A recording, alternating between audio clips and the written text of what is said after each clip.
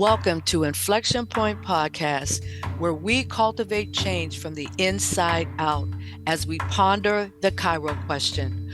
Will Cairo have to protest in his lifetime for the birthright to freely and peacefully exist in the skin in which he was born?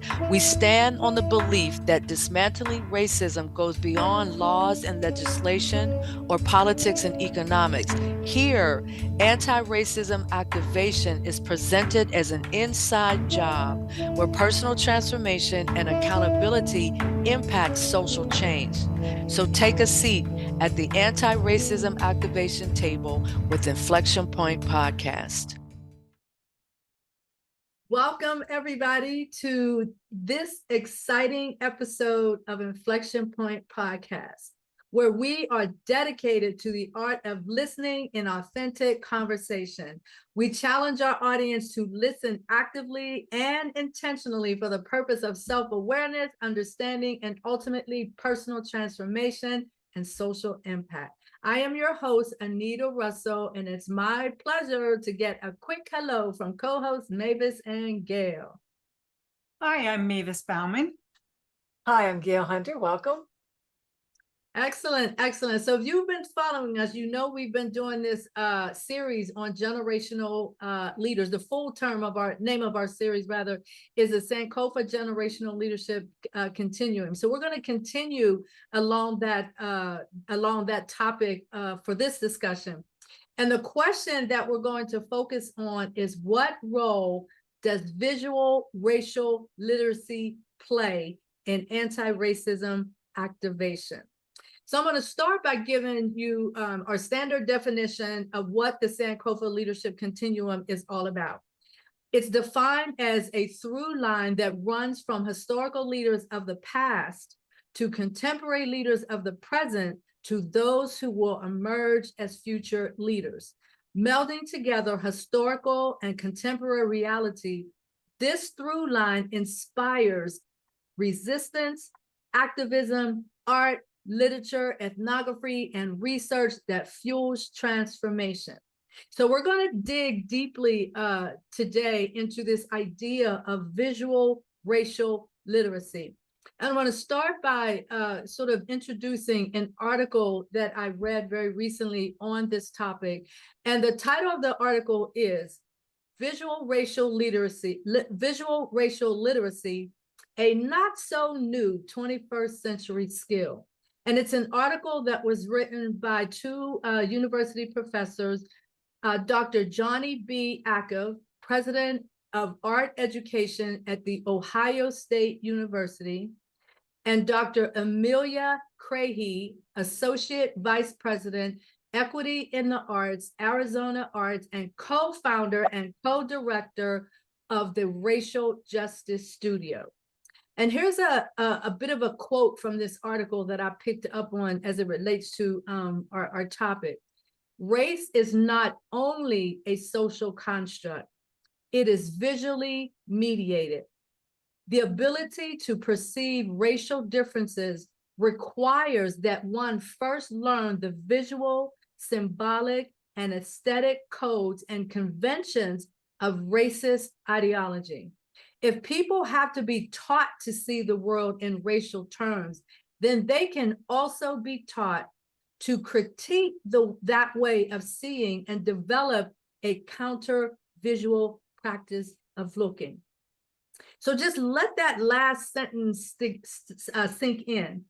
Critiquing that way of seeing and developing a counter-visual practice in terms of what you're looking at, how you're perceiving what you're looking at, what is the meaning that something that you're looking at is bringing to you. So if you think about a lot of really iconic examples of images that are depicting things along racial lines, Mavis, Gail, and I recently had one conversation about images such as postcards and things like that, that actually became collector's items that were depicting lynchings of primarily of Black men to a great extent, but not exclusively. I've actually seen historical accounts of children being involved in lynchings and things of that nature. But one of the things that we came to realize is that, and I believe it was Mavis, so you can help me tell this story, Mavis, how when you looked at that picture, your focus was on the atrocity of what happened to the Black man. So there's an image, this man in the aftermath of a lynching. I don't need to go into the details. I'm sure most of our, or at least a portion of our audience has probably seen those types of images. So your focus was on the victim, so to speak. Yes. Whereas my focus was on the perpetrators. And so I looked at that image, and what I saw was a mob, a violent mob that committed these atrocity towards another human being. So that's just one example of how two individuals can look at what is an iconic image and see something very different. So Mavis, I'd like to invite you into this conversation and talk about what you saw when you looked at that image, and you know, when we had that conversation, what was the impact of that conversation on you? Well, it was kind of surprising, actually, because I was very much focused on the man hanging. And he was not only hanging, if I recall right, he was tied, he was beaten. And the horror of it just shocked me. And then you talked to me about focusing on the crowd below that was watching the whole event. And there's even a young girl in the crowd smiling. And I did not see her. I did not see her. I'm pretty sure I had some awareness of the crowd as a whole, but not like you did. I was really focused on the man and wondering, how could this happen? You know, how could the lynching happen, let alone it playing out as a form of entertainment in that town? You know, double horrified is what I was. Yeah, Exactly. So again, when I have always looked at those images, my horror lies in the fact that there were people there who not only committed it, but enjoyed it. Like they were at a picnic or something. They had their kids there, and, you know, like they were lighting a bonfire and all of that and smiling and, you know, all of that. And so that was what I got out of that picture, was that violent brutality of the perpetrators of lynchings, right? So Gail, do you have a quick comment on that? Yeah, when I think I saw more the crowd and the people in the crowd. I certainly noticed the man that was lynched that hadn't been killed, and the horrific experience of that whole thing. But what I also looked at, I saw was, even before you mentioned, because I remember seeing this, were the people in the crowd and how they were laughing and smiling, and like they said, they were having a big party, right? Celebrating this horrific act of violence. I mean, it was just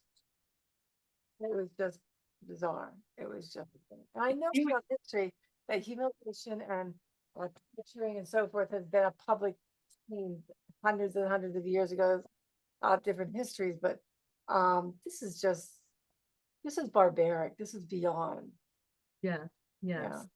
And so that's actually an interesting segue on a more personal example for me. And that was last year when I attended a conference in Montgomery, Alabama. That was my first time ever being in Montgomery, Alabama. And it was quite a weekend for me. I was there for about 4 or 5 days or so.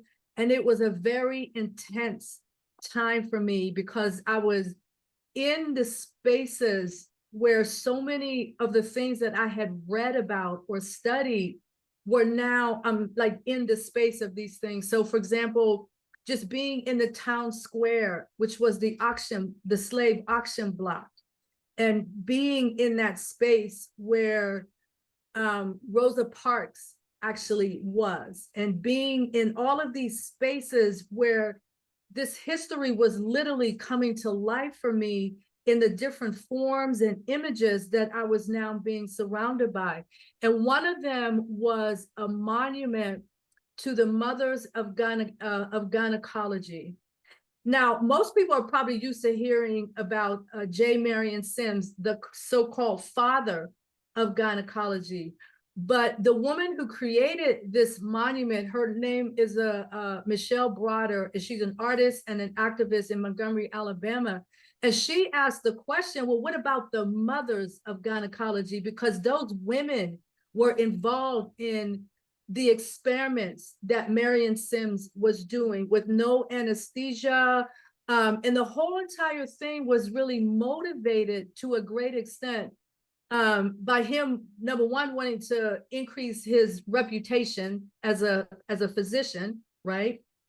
But number two was also fueling the idea that in that time period, it was when the slave trade, the transatlantic slave trade had been abolished. And now the colonists, if you will, are trying to figure out, we've built our whole entire economy on the slave trade. And now that trade is illegal. What are we going to do? And so now it shifts to breeding. And it shifts to taking enslaved women and using them for breeding purposes so that they can keep alive the slave economy, right? And so when we know today that there are certain myths that are associated with Black people when it comes to healthcare and when it comes to how the medical profession views this, these myths such as we don't feel pain and our skin is really thick and we're really closer to animals than we are to humans anyway.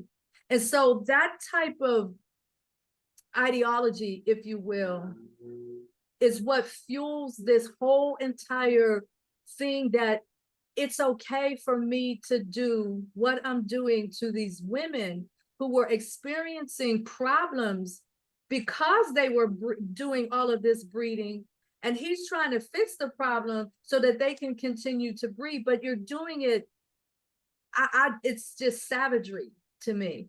Mm-hmm. You're operating on a woman. So if you're any woman out there is listening to me and you've gone through the process of childbirth and you can remember the pain that was associated with that, and just remember, if there were no opportunity for you to have anesthesia, granted, there are many women out there who decided they want to do a natural birth. I totally get that. But for those who do not, these women didn't have any type of choice. They were just put in this situation.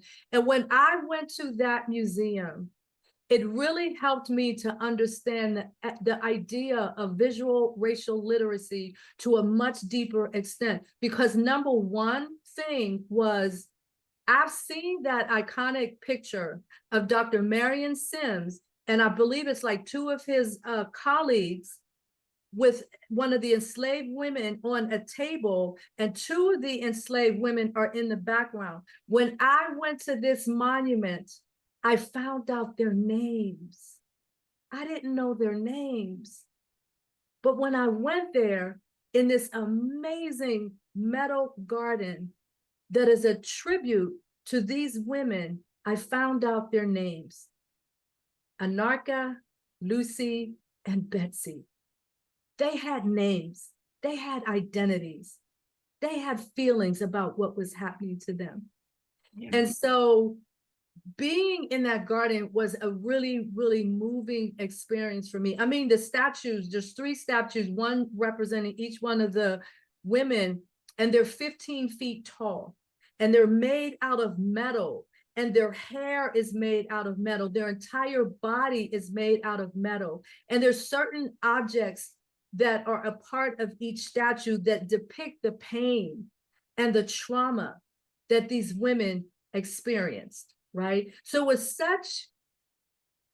was such an eye-opening experience for me that really speaks to the value of visual racial literacy. Just like that iconic picture of someone being lynched, as we just discussed, but this was even bigger than that. It was just a very moving experience to me. And one of the things that Michelle brought her, like she used a lot of discarded items, a lot of like tools and like pliers and just different things Scissors, like that. Scissors, forceps. forceps, like Yeah.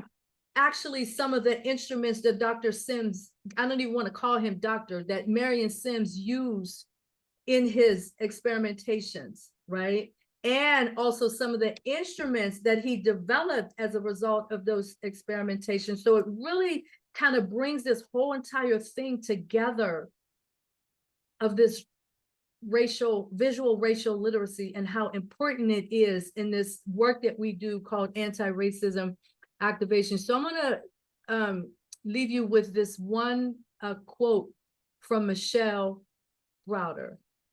And she says, no one talks about these women and their sacrifices and the experimentations that they suffered. And so I feel that if you're going to tell the truth about this history, we need to tell it all. So just the fact that those women were named was a significant piece of that telling it all, right? So your comments? Yeah, I have to say something about the surgery that he did. I mean, it's not just like having childbirth, it's like having a C-section. It was like having surgery without any anesthesia whatsoever. I can't even imagine having had 2 C-sections. I can't even imagine that. And that's how horrific what he did was. With this belief system that said, well, they're not going to feel pain. Of course they felt pain. They felt horrific pain. Yeah. They must have been writing on the table, Oh, you know. Yeah, Be exactly. honest, they must have been. I'll tell you, Michelle's art, those metal statues, yeah. I'll never forget the images of those. It was so telling. And then to listen, I guess you're going to put that YouTube link in the promo part, Anita, but Yeah. anyway, so other people can see it. But the explanation of, you know, the stolen uterus and one of the statues that's set apart is very powerful to see. I won't forget it. Yeah, so just think the impact that it's going to have on you when we do our trip to Montgomery, Alabama. Whenever we end up doing that, that's one of the first places that I want to take you and Gail I see that. to. Absolutely. So I think this is a good segue into Gail, the story that you want to share about your childhood memory and the impact that it had on you as you grew and developed over the course of time. Yeah. So when I was 14 years old, that would have been like 1964, 65. And my parents decided to move me from this small town outside of Pittsburgh, that where I really was very innocent and didn't recognize racism. The head of the newspaper was Black. The head of the YMCA there was Black. There were people of different cultural and religious backgrounds in this town. It's not like that now. Right now in 2023, it's very white. But back then it wasn't, and it was a small village, so I could walk to everything. Out to the country outside in Washington County, which is south of Allegheny County and where Pittsburgh is, to a very rural area that was just beginning to get developed. Now in 2023, there it is mega developed. And back then there were many farms and so forth. And it also was an extremely white community. And I remember when there was a Black family that moved into one of the more expensive housing developments, and somebody burned a cross on their front lawn, which when I remember, when I heard about this, was just, I didn't understand. I was confused. I was frightened. I was angry. And what was really upsetting the most to me was that nobody was upset. My peers, my friends, adults, they were talking about the fact that it happened, but not that it happened, and that it should never have happened. And let alone how this would have affected this family, who obviously had more money than my family did because they moved into the most expensive neighborhood that was being developed. And just how that it almost felt to me like it took away my innocence, and it opened my heart, my eyes, and my mind to what began for me, not until probably I left that area and went to college. And I got to college in 1969, which was at the height of many different events that were going on, many protesting things, from the Vietnam War to racism to feminism. A variety of different things were going on. And I took that experience that I had and began to be an activist. And I'm grateful that I was able to, and saddened that the reasons why and what motivated me, that even had to exist and had to motivate me. So I mean, I was do the demonstrations, and I would protest and burn my bra, but I also went to Black Panther meetings, and people told me I was crazy, and they were doing a lot of good things with kids up in an area in the city that the kids really needed a lot of help and support. So I was going there to support them. But the vision of that cross being burned is an iconic visual that I think we all have seen many, many times throughout history. And what that means to everybody, even at this point. There's an article that I found, and that was from June of 2020 in Virginia, Abingdon, Virginia, that a man burned a cross in the front yard of an African-American family in June of 2020, which had been after George Floyd murder. And this event followed a civil rights protest earlier that day. He eventually was sentenced to 18 months in federal prison, and he pleaded guilty to it. But according to the court documents, this man, he burned the cross in the front yard of an African-American family in the early mornings. And one of the families of his family that had protest civil rights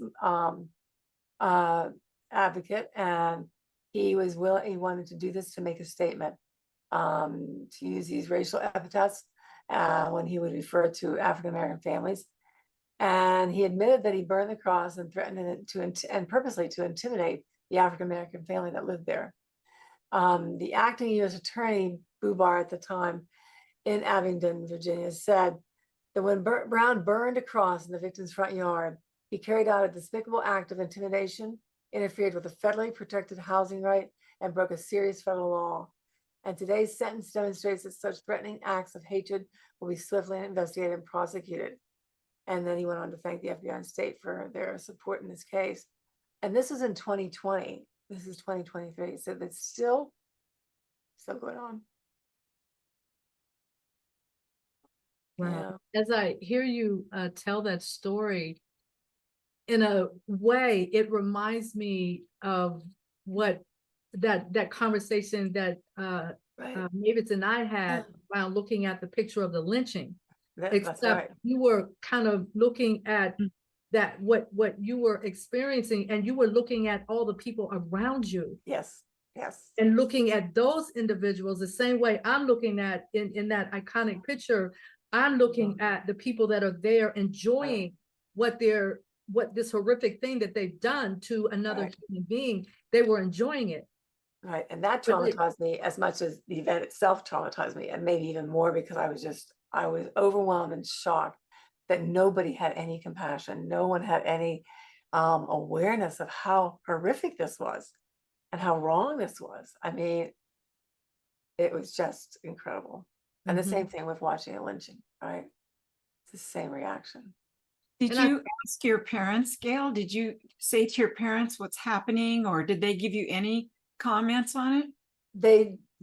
My parents are very polite and respectful people, and but they came from families that had a lot of racism through them in central Pennsylvania, and but they were very respectful, so they didn't come out and say anything that would support my views, but they did say that they thought that it was awful that somebody did this and it wasn't right, and so they validated that at least. But they were the only people that, from teachers to other kids in the class, were just, it was very white supremacy. It was traumatizing. Alive and well, and it was very traumatizing. Yeah. Right. And if you take that experience and relate it back to the quote, if people have to be taught to see the world in racial terms, then they can also be taught to critique the way. And so when you tell your story, the people around you saw that in racial terms, but their racial terms was, this is acceptable. Whereas with you were critiquing what they were seeing, and you were developing a counter visual practice in terms of how you now looked at the world. If I may say that, when you talk about that experience, that's what I see as I relate it back to this quote about visual racial literacy. Right. Yes, exactly. Yeah.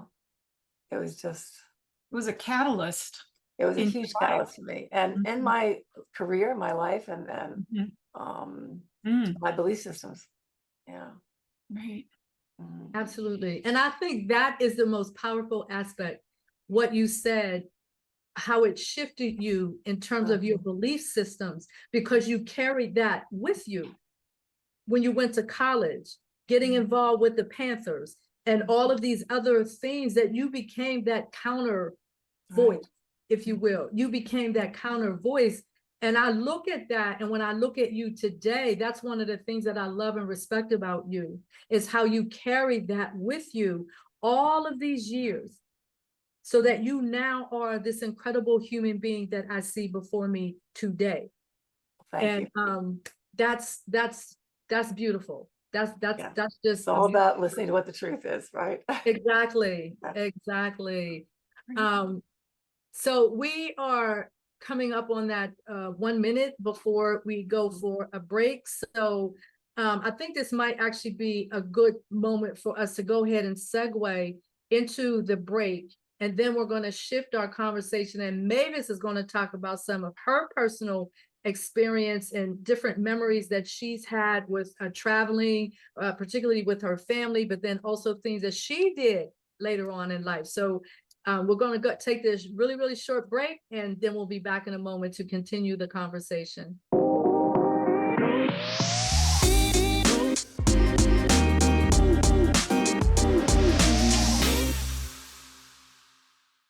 So welcome back to Inflection Point Podcast and our discussion of the importance of visual racial literacy in anti-racism activation work. So we're going to pass the baton over to Mavis, and she's going to share some experiences that she's had growing up through travel. Great. Thanks, Anita. I guess as I was listening to you and Gail, I just wanted to re-emphasize the question, what role does visual racial literacy play? And the idea that it fuels transformation and it is visually mediated. That's just exciting stuff.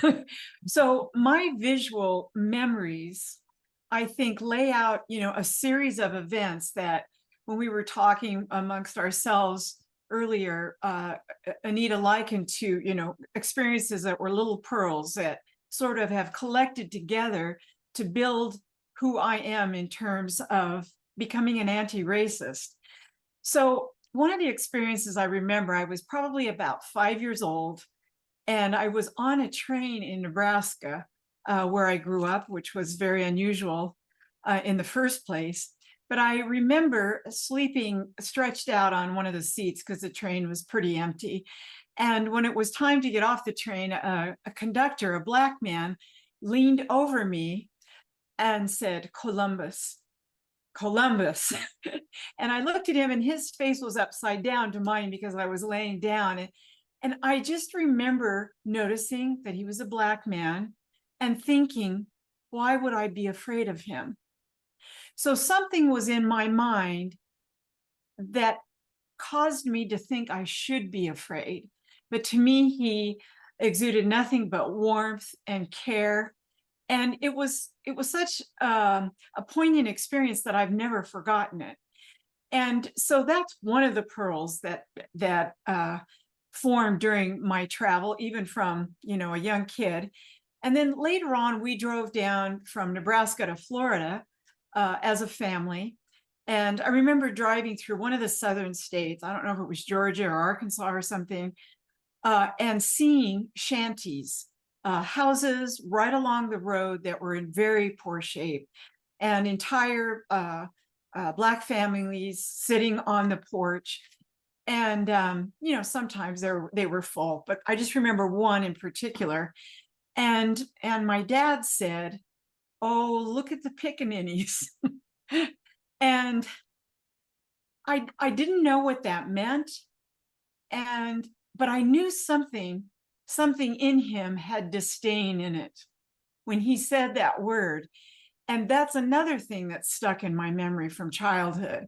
And I wondered why those people weren't engaged, how they were sitting on that porch all together. It's just something we never did as a family. Everybody kind of went their own way. The whole dynamics of family and work were different, but I remembered it. So, kind of fast forward, this curiosity stayed in me as I grew up, and I decided to go to the University of Nebraska at Omaha, which was really the first town that I ever lived in that had any substantial Black population. And I discovered that there was a Black Studies class, and I signed up for it right away. So you might see there that there's a couple of experiences that are adding one on the other. And finally, I'm in this Black Studies class where I'm surrounded by Black folks who totally embraced me and were glad to have me in the room. And that increased my curiosity and certainly my understanding of the issues that they were up against. So that took me way east to Omaha. And then on the last semester of college, I spent a semester studying at the University of Puerto Rico. And that's when I had exposure to Puerto Rican folks who had both Spanish background and African background. And they differentiated themselves when I would not have noticed anything. There were Puerto Rican people who were lighter skinned than I was, and people who did not look African to me at all. There was tension there. And of course, that made me even more curious. Well, so later in life, after working for a while in the business arena, I became very interested in the story of Rwanda, which is in East Central Africa. And I decided to go there. I wanted to understand, maybe some of you have heard this story. If you know me, certainly you have, but we've talked about it before in this show. I wanted to know how any two groups of people could hurt each other so much, could orchestrate a genocide, could kill each other, torture each other, try to annihilate. In one case, one group annihilating the other. What was that? From my perspective, it wouldn't. I just didn't think about it being racial, but it seems like all over the world we develop these racialized perspectives. And I also wanted to know how Rwandans were getting over the results of the genocide, living next to each other, finding forgiveness. And so the experiences that I had in that particular Pearl, I bring to this show, just knowing that there are so many ways that racism expresses itself in a racialized society, and there are things we can do about it. There's, increasing your proximity to people who are different than you are, listening, learning, going to Black towns, Black schools, Black events with an open mind and an open heart. And, the travel was a really big piece for me. Then, as many of you would know, I went on an excursion with Anita down to South Africa, and we saw yet another expression of racism. I remember being in one of the hotels we stayed at, and how it was the Black folks who were serving. It was the white folks who were, if this was my perception anyway, who were running the restaurants and so on. And the Black folks always cast their eyes down. And it really, really bothered me. I remember one of the white men there saying that, I'm not even sure how he said it, but he communicated they should not be educated above their standing now. You know, he didn't see any talent, any reason to raise up this group of his own country. And so anyway, those are my collected experiences from travel, and I'm not going to stop the rest of my life. I'll go back again, and, you know, even to little towns in the US, you know, as I drive across the country, I notice different expressions of racism. And, you know, I grew up in a totally white community.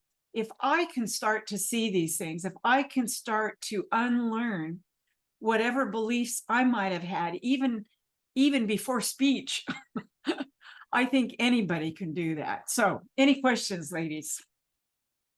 I just have a comment. I love the way the whole travel thing, because in my own experiences, and you know, I was blessed to be able to meet you and then go to South Africa. Like I met you and then we went to South Africa. Right. So it was amazing in and of itself.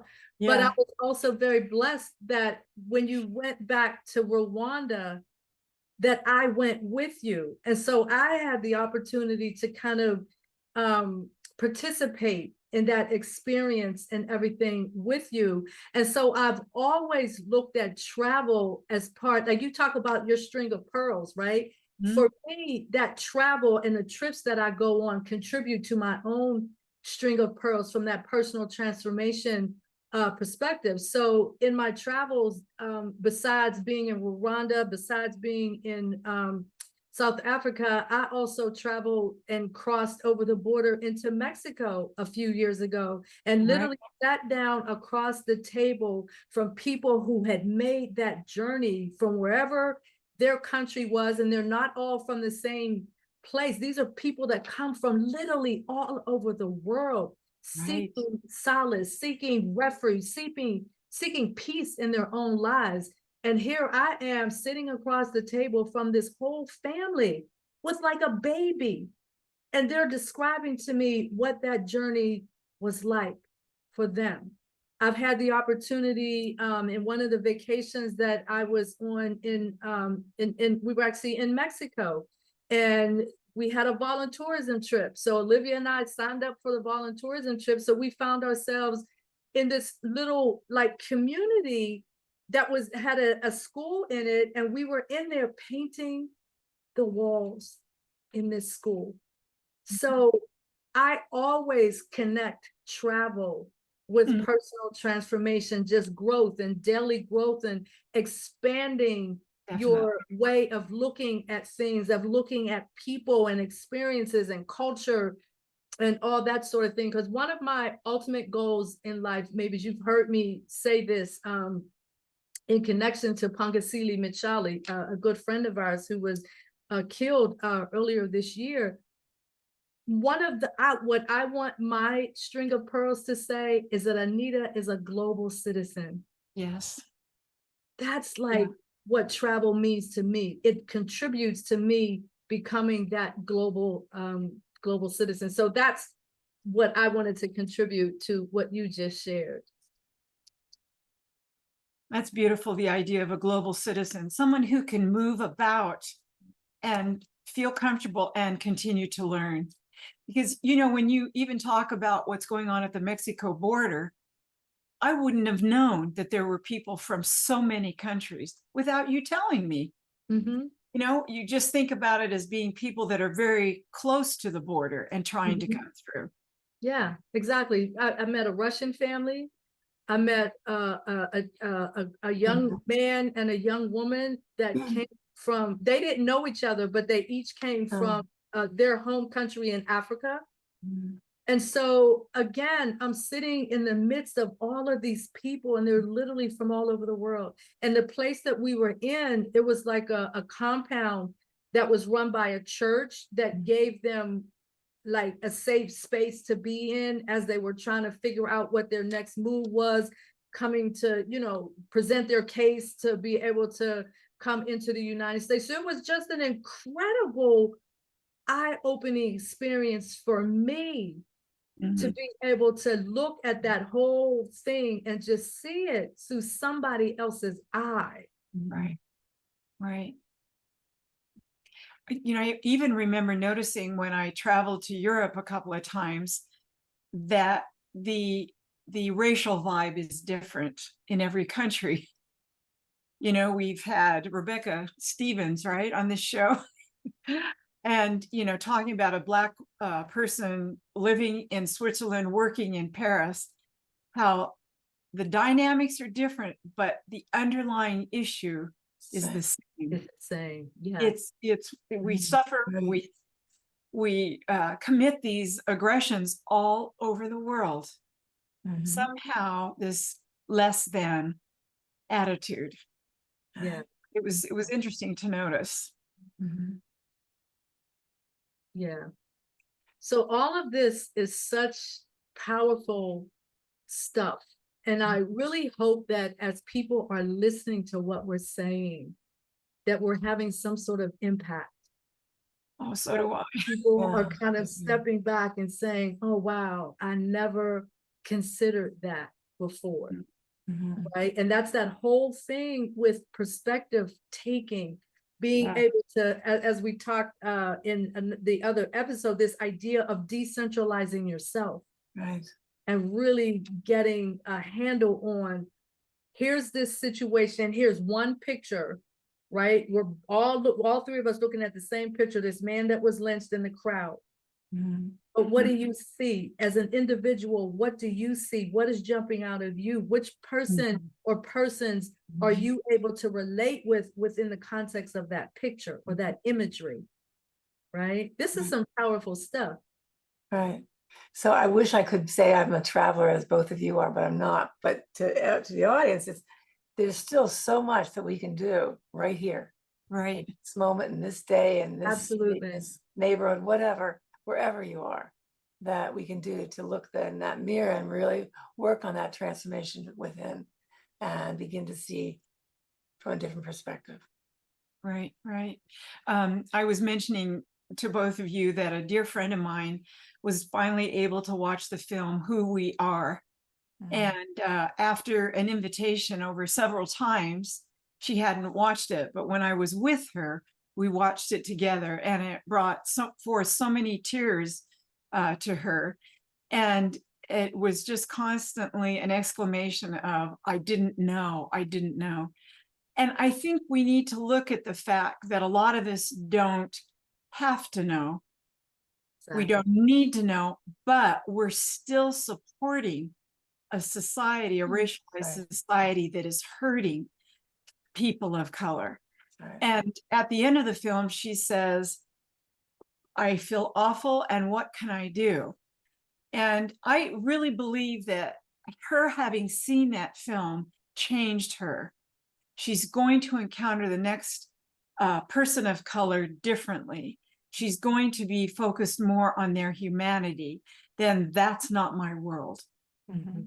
And I just find that so exciting. So I'm giving another plug for that film on Netflix. Watch Who We Are. It really breaks down what we are trying to recover from in this country and in the world, really. World, yes. Yeah. Yeah, that's a good way of looking at it. We're trying to go through this recovery phase, Right. and going through that recovery phase, on the other side of that has to be a place of healing. Well, that's right. We can't get there without that awareness, without that conscious awareness. Absolutely. And so what we all can do is to watch that film, where there's so many things we can do to step to that awakening and awareness. Yes. So for the benefit of our audience, I'd like to call out a specific website. And this is actually the website where you can really see the statues of Anarcha, Lucy, and Betsy. It's the Mother of Gynecology statues, and the website is actually their names, Anarcha, Lucy, and Betsy. and their names are spelled phonetically exactly the same way that it sounds, except for Betsy's name. So I'm just going to call out the letters so people can, because I really want people to go and see this exhibit. So it's Anarcha, Anarcha, Lucy, Lucy, Betsy, BETSEY.org. Go take a look at it. Drop us a comment. You know, you can always comment either on the Transformation Talk Radio website, or you can go visit the Place to Soar. All our stuff is there as well. And just drop us a comment just to let us know that you, number one, you did it. And number two, what was the impact once you kind of come into this different knowledge reality, if you will, or this different historical reality. Because this is some really powerful stuff. That is a great idea, Anita, because going through this process can feel a little lonely. Mm-hmm. Have a reaction to something that's so powerful. Who do you talk to? And I think, you know, we've talked a number of times about this grassroots community forming, and even the comment space gives us another way to connect. And so comments are wonderful, folks. They feed us, fuel us, and you know, help us to know what space you're in when you watch. And help others who can read that. Yeah, absolutely. Pretty wonderful. And then there's also another opportunity for the audience to engage with us, and that is on our Facebook. We have a private Facebook group.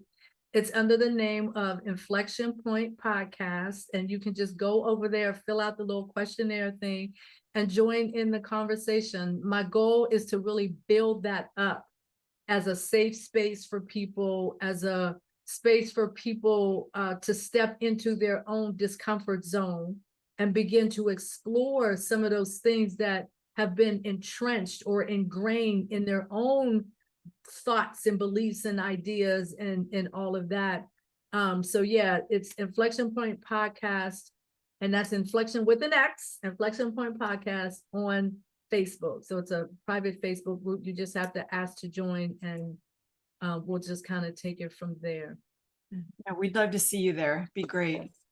Yeah, absolutely. Because that is the beauty of all of this, because it always goes back to our courage, our conversation, our relationship, and accountability. And one of the things that I added onto that is social impact, because all of those things are moving us in the direction of social impact. And that is the whole entire point of what we are doing. That's right. That is the whole entire point of what we are doing. And it's possible. It's possible. More than possible. Transformation can happen for any of us. Yeah. Absolutely. Absolutely. And so as our time is winding down, I always ask this question. I usually have like a quote, but we already did like a really powerful quote on the front end of the program. But I always ask the same question to our listeners. What are you going to do to participate in creating an equitable future for little Black boys and girls like Cairo? And I've said it many times, Cairo, I have a very personal interest in this because Cairo is my grandson. He's my 3-year-old grandson, and he is such a charm. He is such a blessing. He's just a blessing to people. And I look at him and I just have high hopes for the future, that things will be better, things will be different as he's coming up, as that grassroots starts to push further and further and further up against this system that needs to come crumbling down so that we can go through a makeover, right? We need a makeover in this country. And so I want people to think about that question as a fundamental question and striving towards a nation and a world that is free from the bondage of slavery, injustice, and inequity. Powerful. That's why we do this show. That's why we come here every month, twice a month, coming in with something more powerful than what we've done in the past, engaging than what we've done in the past. So that's why we created the Facebook page, so we can start getting people to kind of add their voices to ours. And, you know, there's lots of things that have been going on lately. The Supreme Court the decision about affirmative action. And it's just so much, but we got to keep striving towards something different. We can't afford to rest on our laurels. The more people come and get on board with what we're doing here, the more powerful the impact that we can have as we continue to move forward. Right, right. Your And final, your final thoughts? I was just going to say again, it's just an honor to be on this journey.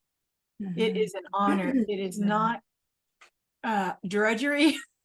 It's emotional. It's a number of other things. But first and foremost, it is an honor to be in a space where I get to learn this, to be guided through learning it, to be questioned, to hear myself and what I believe. So folks, come on, join me. Join us. It's just fabulous, really. Right. And be open to that transformation and change, because racism, you know, holds bondage to everyone, and encapsulates everyone. We all are trapped in that, and we all have the ability to release that by just beginning to take those steps, and just even watching a movie or learning what you don't know, taking one step, whatever that is. And I think, Mavis, you definitely did the thing by watching that film with your friend, because as you mentioned, sometimes when you're by yourself and things are welling up inside of you and you have no one to help you to explain like what is happening to me. I just watched something and I'm filled up with emotion that perhaps I've never even experienced before.